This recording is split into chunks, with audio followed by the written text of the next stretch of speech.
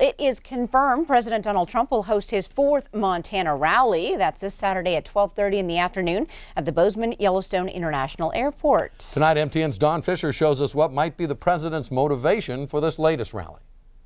Democrats have become the party of crime. It's true. It's uncommon for a sitting president to make so many campaign stops in less populated states like Montana.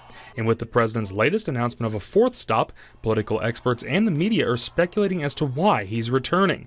University of Montana professor and political analyst Lee Banville says he was surprised to hear the news, but adds the motivation for these visits are different than most.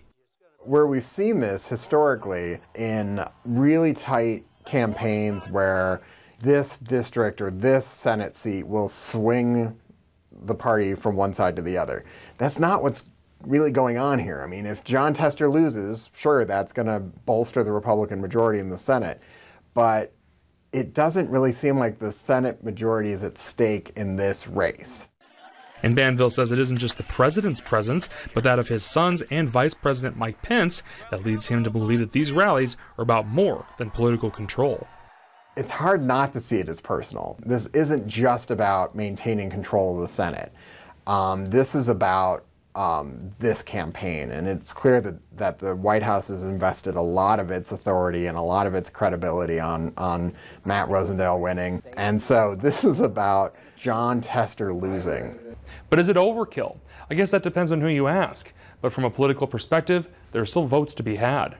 30% of the voters are going to vote on Election Day. So, and, you know, although we've seen an enormous amount of absentee ballot activity, I mean, there are going to be people who haven't cast those absentee ballots, and also folks who are going to vote on Election Day. So there's still voters to talk to.